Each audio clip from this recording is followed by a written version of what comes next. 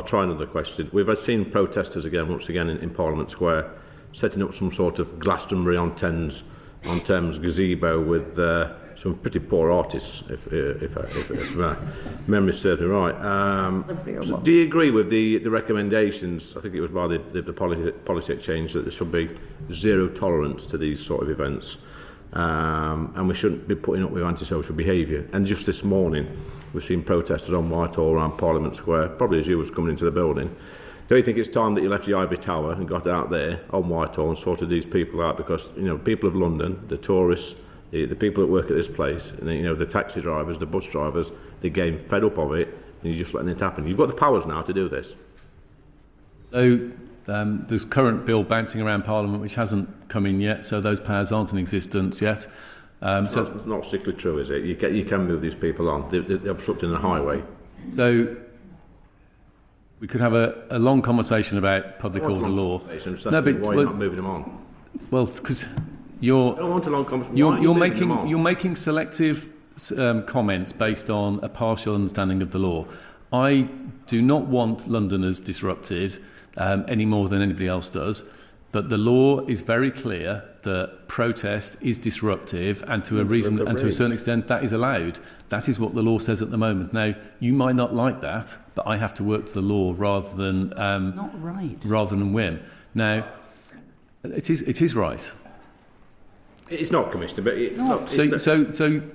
you might want to believe that the law says that no disruption is allowed whatsoever through protest, but that is not the case. I think you might want to believe, Commissioner, that that you're doing your job correctly. I don't think you are. But I'm just going to ask one more question. I'll make one more statement because I feel like I'm wasting my time with you, to be honest.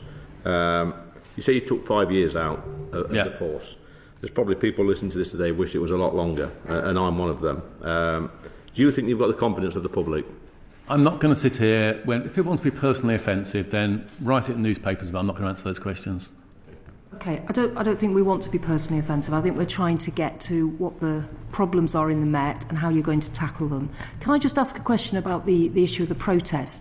Is because of what's happening out in Parliament Square? Is that the reason why we saw this week, I think it was the Prime Minister being driven down Whitehall with a whole number of police officers on bicycles and then a whole number of police officers running alongside the entourage? Is that now how policing has to protect the Prime Minister because of the protests out in Parliament Square?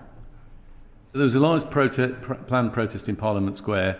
The Prime Minister was returning to his office for some urgent business, and so we dealt with those two conflicting pressures to get the Prime Minister back into his office. I've never seen so many police officers on bicycles and running at great speed trying to keep up with a car. I mean, it's rather reminiscent of the American president and the way they operate. Anyway, we'll move on to Carolyn Harris. You won't often see a protected person being taken through a large protest, but on that occasion it was necessary, so that's why you saw some unusual tactics. So that was a one-off. We're not going to see that. That's not the routine, though. No, okay. God for that. Those officers looked a bit out of puff, actually, as they were running down the fitness test. Down Whitehall. Okay. Thank you, Chair. Sir Mark, can I be less diplomatic than Mr. Anderson? When I came in this morning, there were 10 police officers shadowing 10 rather shabby-looking eco-terrorists with their banners, bringing the whole of the traffic around Parliament Square to a standstill. When we asked you about this subject in a previous hearing, you acknowledged that the terms of the Traffic Act 1980, whatever it was, would apply to anybody who was obstructing the highway and not allowing people going about their legitimate business. Those protesters were in breach of that act. Why were they not stopped or moved to another place on a very wide pavement that's available around Parliament, where they could have held their protest peacefully without disrupting people trying to go about their business? So that's not an accurate reflection of what I said when I was here before. We have to allow some highway obstruction before it becomes so unreasonable to be able to intervene because of people's rights to protest. That's the legal framework created. I'm not saying that's right or wrong in terms of that's how it should be, but that's how it is. And so what officers are always balancing is allowing a reasonable amount of protest, but not allowing it to become seriously disruptive. There is no definition in law of serious disruption, Parliament is currently working on that, and I think there's been the bill has been doing ping-pong between the Lords and the Commons on that. That clarity that definition will bring will make it easier for us to intervene. But they clearly obstructed the highway. That is under the existing law of the Highways Act. There was an alternative for them to carry on their protest statically or even marching slowly up and down the pavement, which the police could have redirected them to. That would not have been unreasonable unless they had permission to bring Parliament Square to a standstill. And as we speak, I gather they're doing a similar exercise up and down Whitehall. They have broken the law. You have not arrested them or moved them on. That's incorrect. As I've said, it's not simply about the breach of the obstruction of the highway.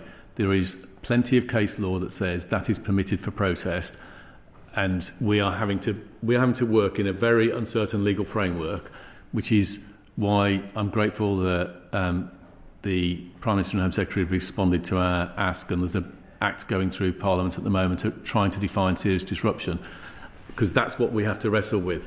It's not as straightforward as saying you can immediately arrest somebody for obstructing the highway if they're protesting. Okay, I'm not even suggesting you arrest them. I'm suggesting or move them on. You gently nudge them towards a very convenient pavement space, which would not cause inconvenience to the public and our constituents. I see we're not going to agree on how we define existing legislation. If the new legislation going through Parliament now does become law in anything like its current form, would that protest this morning not therefore have happened? I'd need to see it, but I think it's a lot. So I haven't seen the detail that the video perhaps you've seen, but I think it's less like, from your description of it, it's a lot less likely it would be legal. What would you have done? So there are 10 demonstrators with their banners across several highways of Parliament Square, walking very, very slowly, so no traffic could pass except for bicycles. So that is disrupting the traffic and people going about their business. It's very clear. You know what the new legislation is going to say. Surely, under the new legislation, the minute they got their banners out and stood in the middle of the road, you would have moved them on or arrested them if they refused to be moved on. Yes? Under the new legislation, which I think talks about serious disruption being anything that causes more than a minor inconvenience to others, then that would seem to be in breach, and therefore it would lead to a police intervention. Okay, I think seems to is a bit worrying, given that this is quite controversial new legislation to deal with precisely this sort of thing. However, let's get back to the case in hand. It brings me to the subject of public confidence. And if the public can't have confidence that you know how to use new laws, which are very clearly intended to stop demonstrations causing havoc to ordinary law-abiding taxpayers this morning, then it's not surprising, whilst the public is rapidly losing confidence in police generally and in the Met particularly.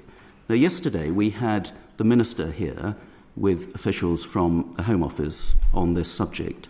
We were talking about the Met, and apparently you are now required to write a weekly letter to the Home Secretary on the progress you're making to restore... I'm not required. We do that routinely. It's not a requirement. You have offered to do Yes. that, and that's so the Dear Sweller letter, which is weekly winging its way to the Home Office. Is there any problem with that letter being made public? It's very operationally sensitive. It's got a lot of current cases in it, so yes, there is a problem with that. Do you think you should do a version which could be made public, so it gives some confidence to the public that you're taking your mission seriously and are making progress, or not? I think there's lots of ways we do public communication. I think doing a weekly letter to London is probably not a way I would choose